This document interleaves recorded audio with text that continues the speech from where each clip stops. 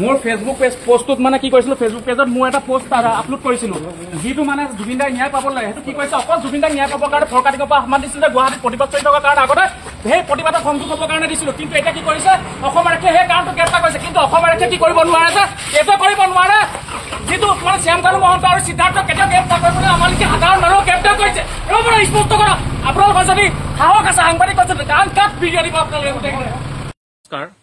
গোটেই অসমবাসীক, সকলো অসমবাসীক এটাই অনুৰোধ কৰিব খুজিছো, এইটোৱে যে আপোনালোক সকলো গুৱাহাটীৰ ৰাজপথত ওলাই আহক।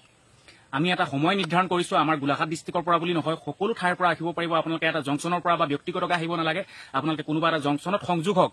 আমাৰ যেনেকৈ কাইলৈ ৰাতিপুৱা 10 বজাত আমি এতিয়া গোলাঘাট জিলাৰ পৰা কমেও এতিয়ালৈকে 1000ৰ ওপৰত ফৰকাটিঙত আমি মিলিম সকলোগাল, আৰু 1000ৰ ওপৰত মানুহ যাম। আৰু যদি কোনোবা যাব বিচাৰে তেওঁলোকে আমাৰ লগত সংযোগ কৰিব বা আমাৰ ইনবক্সত মেছেজ কৰিলে আমি সকলোবিলাক যাম। নহলে জুবিন দাই কেতিয়াও ন্যায় নাপায়। আমি যদি এনেকে ঘৰত হাত সাবটি বহি থাকো, জুবিন দাই কেতিয়াও ন্যায় নাপায়। সেইটো কাৰণে সকলোকে বিনম্ৰ অনুৰোধ কৰিছো, আপোনালোকৰ ভৰিত ধৰিছো যে আপোনালোকে গুৱাহাটীৰ ৰাজপথত ওলাই আহিব লাগিব। যদি জুবিন দাৰ আপুনি অনুৰাগী হয়, যদি জুবিন দাক আপুনি ভাল পায়, তেতিয়াহ'লে আপুনি নিশ্চয় আহিব। আপোনাৰ সকলো পৰিয়ালৰ সকলো আহিব নালাগে, আপোনালোকৰ পৰিয়ালৰ একোজনকৈ সদস্য হওক। যদি জুবিন দাক ন্যায় দিবলৈ মন আছে, বৰ্তমান সময়ত আজি CID কাৰ্যালয়ত দেখিবলৈ পোৱা গৈছে ৰবি শৰ্মা, আমাৰ যতীন বৰা ডাঙৰীয়াক আৰু আমাৰ শিল্পী সমাজৰ এজন দুজন ব্যক্তিক। কিন্তু বাকী শিল্পী সমাজৰ মানুহবিলাক ক'ত গ'ল? বাকী শিল্পীসমূহ ক'ত গ'ল? আমি যদি প্ৰত্যেক ঘৰৰ এজনকৈ যাওঁ সদস্য, প্ৰত্যেক পৰিয়ালৰ এজনকৈ সদস্য হওঁ, তেতিয়াহ'লে যদি গুৱাহাটীৰ ৰাজপথত আমি প্ৰতিবাদ কাৰ্যসূচী কৰোঁ, তেতিয়াহ'লে জুবিন দাই ন্যায় পাবই। আৰু হিমন্ত বিশ্ব শৰ্মা ডাঙৰীয়াক পোনপটীয়াকৈ কৈছো, আপোনালোকে যাক গ্ৰেপ্তাৰ কৰিব লাগে তাক গ্ৰেপ্তাৰ কৰিব। ইনে যাকে তাকে প্ৰতিবাদ কৰা মানুহসকলক গ্ৰেপ্তাৰ নকৰিব।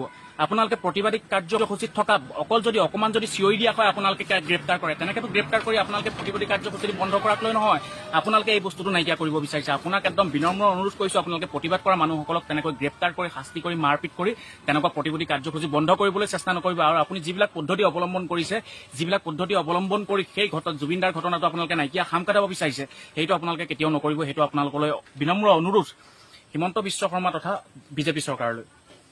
গতিকে আমি এতিয়া আপোনালোকক এইটোৱে জনাওঁ যে অসমৰ সকলো উঠি আহিব লাগিব জুবিন দাৰ ন্যায়ৰ কাৰণে। আৰু হিমন্ত বিশ্ব শৰ্মা ডাঙৰীয়াই এই ক্ষেত্ৰত বাধা নিদিবলৈ কওঁ, কাৰণ আমাৰ এজন ভগৱান স্বৰূপ মানুহ নাইকিয়া হৈ গৈছে। আৰু সকলোৱে এই ক্ষেত্ৰত কোনো জাতি ধৰ্ম নাই, সকলোৱে তেওঁৰ কাৰণে প্ৰাৰ্থনা কৰিছে, দোৱা কৰিছে, সকলোৱে কোৰাণ তিলাৱত কৰিছে, সকলো ধৰণৰ কাম কৰিছে, সকলো ধৰ্মৰ মানুহকে যাতে জুবিন দাই ন্যায় পাব লাগে।